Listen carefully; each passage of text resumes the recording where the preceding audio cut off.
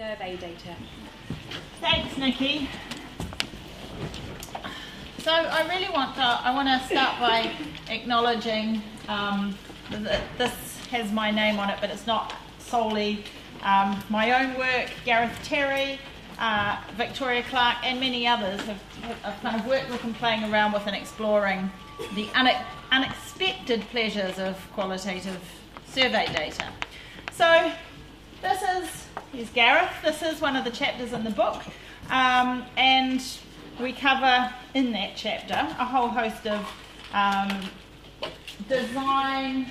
It's one of the longer chapters. It's what you get for being one of the editors. You can give yourself little exemptions, but we cover a whole lot, and so I'm going to give a sort of taste and some reflections on what it's been like using qualitative surveys and what some of the data look like in this talk.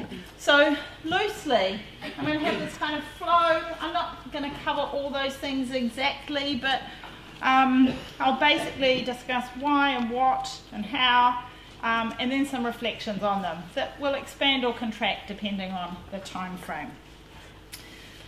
So, and really I'm focusing on surveys that are qualitative, not ones where you've got a few open questions in a mainly quantitative survey, but where you as a researcher are treating the survey tool as a means to get qualitative data, and you're interested in analysing that data in a qualitative way rather than sort of some kind of category development, some kind of limited coding which leads to kind of, say, statistical testing for differences or variability or something like that. So, I've experienced, I hope many of you have also experienced, that inherently frustrating experience of filling out a quantitative survey where I end up scribbling explanations and caveats and all sorts of things in the margins of questions, and that's why online surveys become increasingly frustrating because you can't do that so easily. Researchers who do that are probably very thankful. But I've often wondered what came first. My tendency to do that, to not fit easily or comfortably into the box and wanting to provide a more complex story, or my being a qualitative researcher. Was I drawn to qualitative because I don't fit neatly into those boxes, or was I uncomfortable boxing myself in because I'm a qualitative researcher? Has the pleasure and potential of qualitative research really kind of ruined me for the decontextualisation and rigidity of quantitative research, or is it some mishmash of both? So either or, whatever it is, if you told me as a young enthusiastic qualitative researcher who was in love with the pleasure of in-depth interview data, that here I would be some decades later talking about surveys as a pleasurable form of qualitative data production, I'd probably have metaphorically slapped you.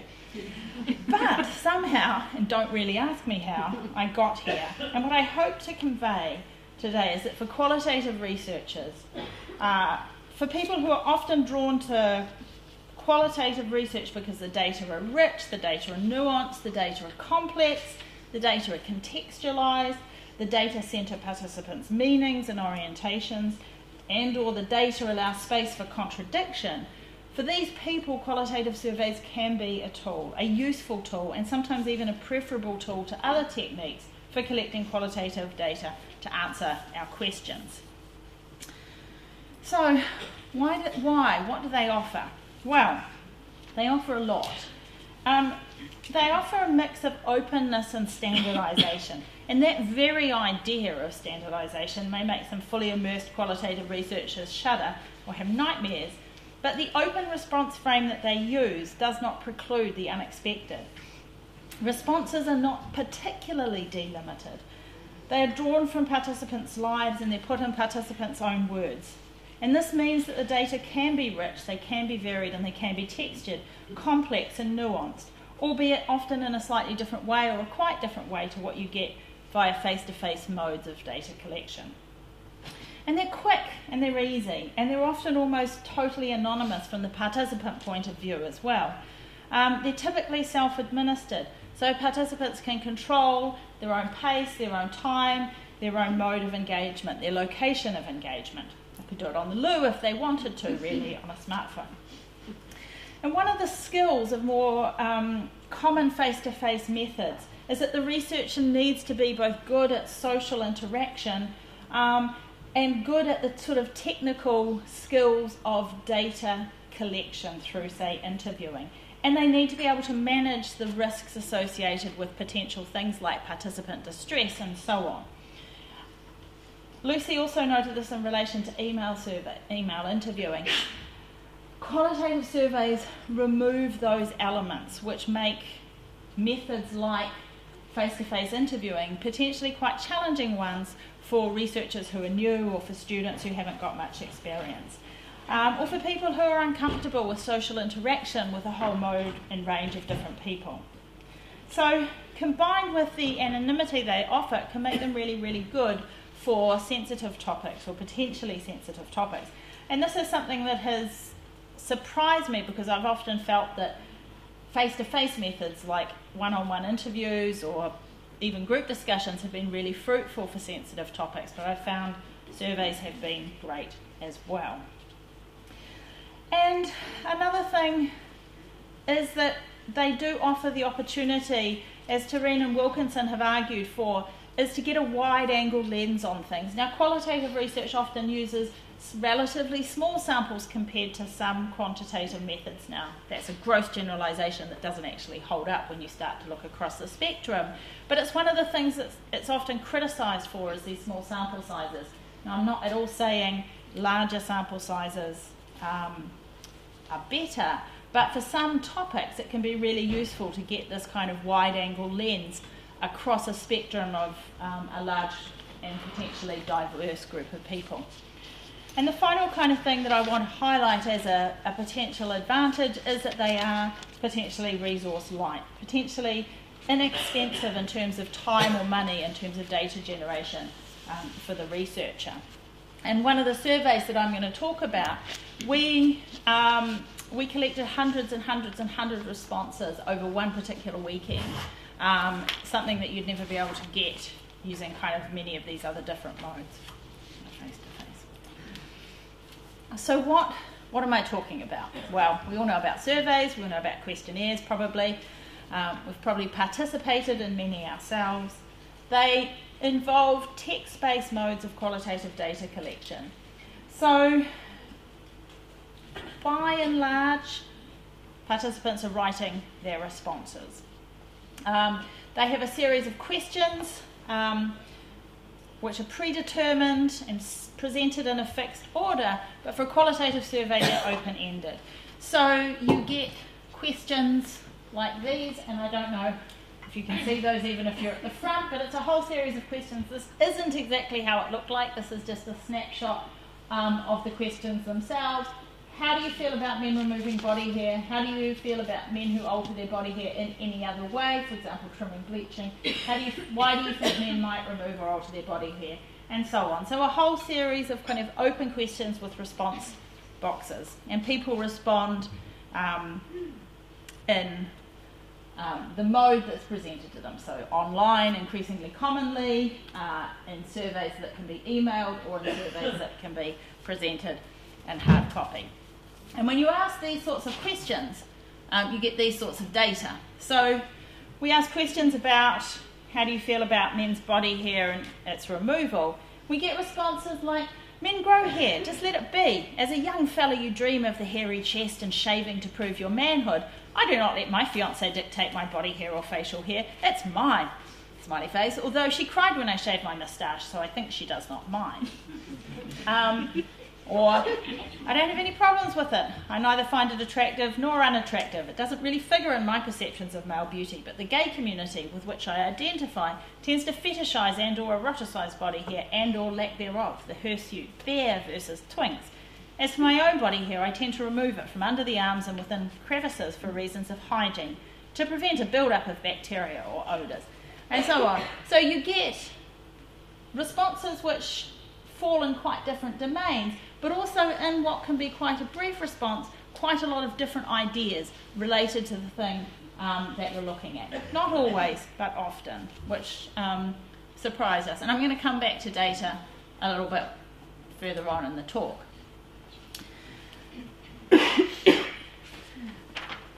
So,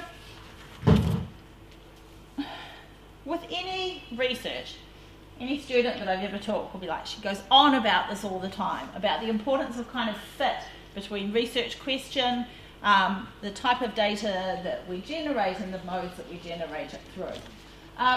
Qualitative surveys, when we've played around with them, have suited both really broad and quite focused research questions, and questions that cross a whole spectrum of different types of things that we might be interested in, such as the experiences that people have, or the practices that people report engaging in, or the views and perspectives that people have in relation to a particular topic. And we've also found them useful for accessing socially shared or socially based meaning or meaning making, such as the work that Gareth, Terry and I have done around body hair. And one of the questions that we kind of asked is, how well can and do they suit these more constructionist or critical readings around data? And I find we've found, certainly, in our projects that they work really well. So, to give you an example, we did this body hair survey. We had nearly 600 completed surveys out of almost 800, quite a large drop-off, which I might mention a bit later. And one of the things that we found was this very common descriptor of male body hair, particularly back hair, as gorilla-like. So you get quotes like, nasty, more hair, closer to being an ape. Some men are real gorillas who like to wear Speedos at the beach, and they consequently get dirty looks. And a whole lot of this. I've provided a small selection where you see these kind of reference to gorillas. We treated that analytically as reflecting and reproducing a social reality in which male back hair in particular is interpreted as animalistic, as brutish, and as disgusting. And by extremitizing the amount of hair, I mean, men aren't really actually as hairy as gorillas. By using references to animals, certain men become situated as unusually hairy, unnaturally hairy, and thus also unattractive. And a language of excess seemed to be a tool used by a large number of the participants to understand the balance between men's body hair as being simultaneously kind of natural, and across that spectrum of natural it ranged from nice and desirable through to okay, and also at the same time somewhat wrong and somewhat unpleasant. So we think they suit these kind of critical readings quite well. So I'm going to talk a little bit about design, because design is absolutely vital and absolutely fundamental in using qualitative surveys. And I think this, for qualitative researchers who are used to the sort of openness and flexibility of methods like interviewing, the amount of thought that needs to go into the preparation, design both in terms of content, which I'll come to in a minute, and in terms of structure, can be a surprise and a bit of a kind of thing to get your head around, because there's so much you have to kind of think about, think through, examine, test, and so on. So structure is really important. How much space do you leave for people to respond? This is vital if it's a hard copy survey. It also matters if it's an online survey. How much space you provide gives people an indication of how much you kind of expect them to respond. And so these things matter in terms of how you set these things up. What is the flow of the questions? What is it logical? Can people move back and forwards through a survey? Can they go back and change their answers later on? Easy if it's hard copy. What about if it's online? So you have to think about these sorts of questions. Where do you put your demographic questions? Do you ask them at the end, which is typically recommended, or do you put them at the start? And one of the things we found with the piloting of our body hair survey is we shifted the location of those after the piloting. And what we often found with a lot of the drop-off was a brief section, a number of people who briefly completed that and then didn't do anything else. So actually they didn't start the survey per se and then kind of lose interest. They just sort of started the demographics and then lost interest. So those are interesting things to think through anyway. And then if you have a way of identifying who your participants are, vital if you're using kind of hard copy. So there's lots of kind of structural design factors that you need to take into account, and there's some literature which is starting to talk about those, including experimental studies of the impact of these things. And these structured things often relate to kind of the pros and cons associated with different modes of presentation. So online versus hard copy. I'm going to forget about email interviews for now. One of the things that hard copy allows us to do, apart from things like sending follow-ups potentially, is that it allows us to include tasks that participants, goodness, not only students, might do that are much easier in the kind of offline world than the online world. So in a survey that we did around understandings and practices around pubic hair, when we piloted it, we found that lots and lots of people made references to things like, oh, I don't like it when there's a lot, or, you know, she should remove it if there's a lot, or a little's fine. We realised that we had no idea what people meant when they referred to those kinds of ideas. So is my little the same as your little, the same as your little? And so we included a drawing task with the survey, and we actually got people to draw what they meant when they referred to those things. Some examples, and you can see that there's variation there. And then we also, because we were just kind of interested and curious, we got people to draw what they thought was the most attractive amount on a male or a female body. So that can give some, that's much harder if you're asking people to do something like that online, because, you know, drawing with a mouse is harder by and large. For me anyway, maybe that's my oldness. Online have lots and lots of advantages, and increasingly I would go to online surveys by and large, but it's again really important to think about who our participants are, what they have access to, what they feel comfortable with, and so on. They offer the highest level of anonymity, and if we want to do anything kind of audio, visual, interactive, they offer the potential to kind of embed that within the software that you need. And some of the programs like SurveyMonkey or Qualtrics that you might use, some of these offer the potential to start coding data into categories or into kind of patterns and themes within the programs themselves.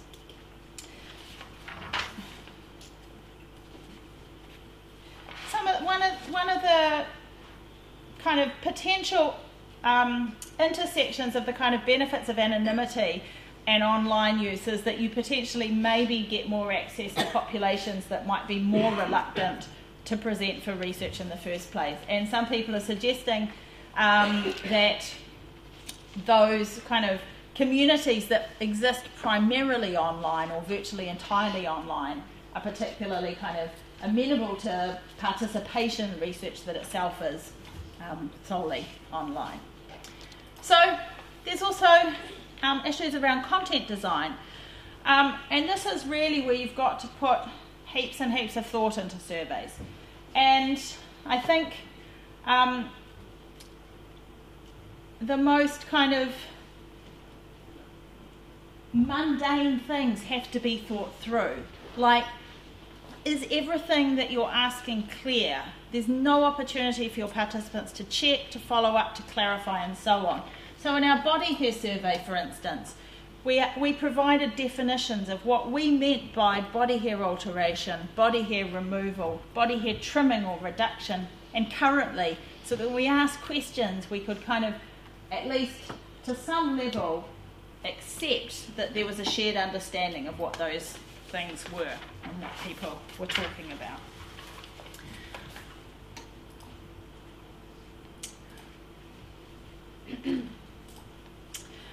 It's also really, really important to be really clear and precise and to think about what you're asking and the way that you ask it and what implications and assumptions and ideas you might carry through in those types of questions.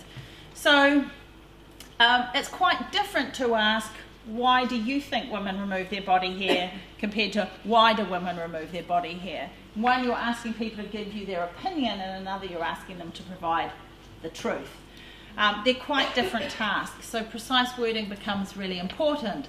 And also thinking about the mode in which you ask people to respond. What do you think when you see a woman with underarm hair versus what do you feel when you see a woman with underarm hair, is asking and evoking a different type of response. And when we talked through this very kind of question, what we actually ended up asking was something quite different, and it was a question that we said, what sort of reaction, if any, would you have if you saw a woman with hairy underarms? Because we didn't want to kind of inadvertently reiterate the idea that seeing a woman with underarm hair is abnormal, or that a woman with underarm hair might need to evoke some kind of reaction in you, or that you might have some kind of reaction to that person. So question, precision, clarity is really important, because they inevitably carry some of our subjectivity as researchers, and they will shape the kind of data that we get. Length versus breadth, another thing, very important. Our survey that we did was massively long. People suffered through it. We thank them for their suffering through it. But generally, 3 to 4 to maybe 25 to 30 questions is recommended. But you've got to have this way of kind of managing depth versus length versus engagement and so on. So it's not like there's a right or wrong answer. If it's not generating the type of data that you want, the level of engagement that you want, that's when you have particular issues. So other things that are key: preparation, I've emphasised that. Piloting, absolutely vital. With your participants, or asking people to give you feedback about the experience. And I can't really emphasise how vital this is, because we changed quite a bit in that survey and various other surveys I've done on the basis of piloting, because you don't get the chance to change things in situ. You just run with it once it's done, and if it doesn't deliver, or there's problems with it, then you can figure it out at that time. And don't forget about proofing. Nothing worse than having gross errors like I had. I did one where I had public hair, not pubic hair, throughout the survey. The only thing I really want to highlight in terms of ethical considerations is around anonymity. And they have a high level of felt anonymity for participants by and large. But ethically, they're not considered anonymous, because there's the potential for UPI tracking if online.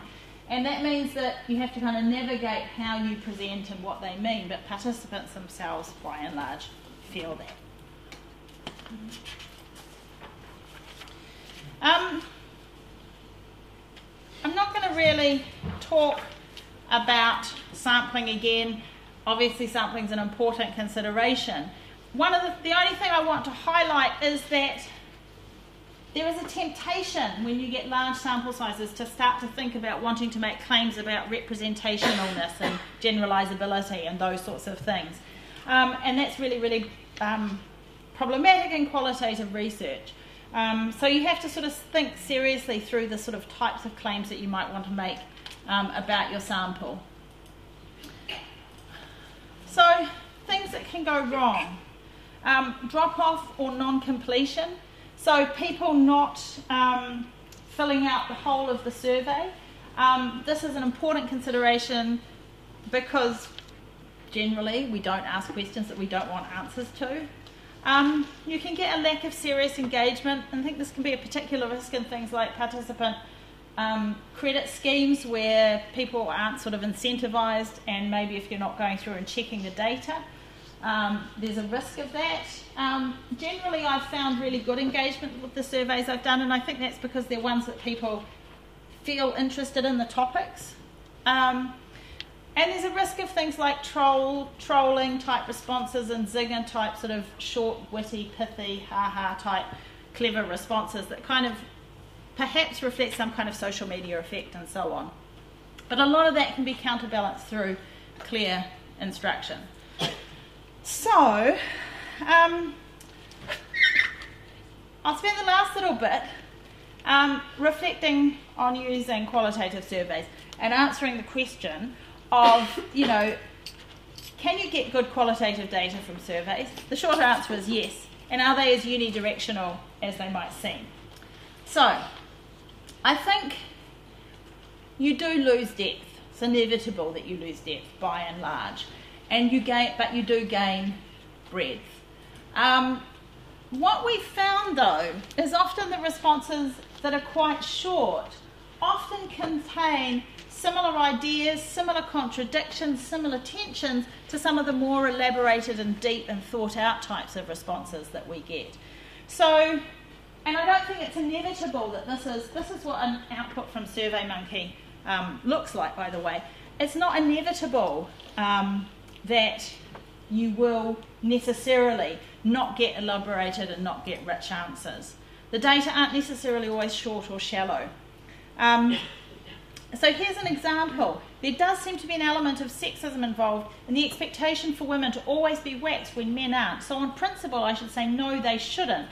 But I know that they wouldn't. I know that I wouldn't stop my hair removal because these values are so embedded in society now that I think I would feel uncomfortable in myself if I did stop. So I think that what women should or shouldn't do depends on them and how they view the matter. So data like these aren't thin. There's a lot going on. They're rich and they tell us a lot about the sorts of things that we are interested in. So they allow for the rich, the complex, the surprising, the unexpected, and so on. And the other thing I wanted to just briefly touch on was the way we found across a number of different surveys and some really good examples from some of Victoria's students' projects, which I'm going to mention, is the way participants also kind of talk back and argue with the researcher in these modes of data collection. So they do the equivalent of me scribbling things on surveys when I don't like the assumptions that are embedded in them, such as this question: the district nurse always came at the time she said she would. It's like, wow, what about when he came or they came? The responses that we have got in some of these surveys tell us the participants want to engage us or that they challenge us to think and to be clear. Now, often, ironically, this is in projects where that's what we're actually trying to do through the project. So here's an example from one of Victoria's students, former students, Danielle Person, and she had a question: do you think lesbians deal with infidelity or cheating any differently from other sexuality groups? And then I think this is a simplifying and universalising question. It's very dangerous to talk about lesbians as if they were a group that had anything in common other than a gender identity and choice of gender and partners. Lesbians are not a homogenous group. They are individuals and deserve to be treated as such, as does anybody else. Now, that provides, I think, a really good example of the way in which the assumptions of you as a researcher can be checked through this process, perhaps as they could in an interview, but actually perhaps more likely than it might be face-to-face. Because if you ask that question of someone, they may not feel comfortable, given the power relationships and so on, in interviews.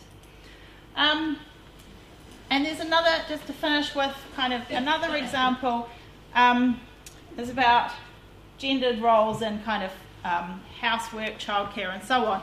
And in male respondents, it's not about playing roles. We're not actors in a fucking play. It's about getting things done. Of course, two partners in a heterosexual relationship do different things. If neither cooked but both washed up, they would both starve to death in a spotless kitchen. I'm a male. I do the ironing. My wife doesn't because she doesn't like it. Certain jobs become associated with others, leading to perceived bias in gender roles. It's difficult for one partner to do the housework if she works on an oil rig, but if his or her partner is looking after the kids at home, then the opportunity is there for that partner to do the housework. So kids and housework often go together. I mean, this is kind of like argumentative to the extreme, but it's also interesting because it resists any kind of engagement with the question. It's a refusal as well to engage. It's a challenge to us, but it's also kind of a refusal to do any kind of gendered or engage with even the possibility that gender might be at play. So complexity, challenge, contradiction, all those things are possible. So just to finish then, in the right set of circumstances, So qualitative surveys offer researchers a lot, and they can be a great addition to our toolbox of data collection approaches. So thank you.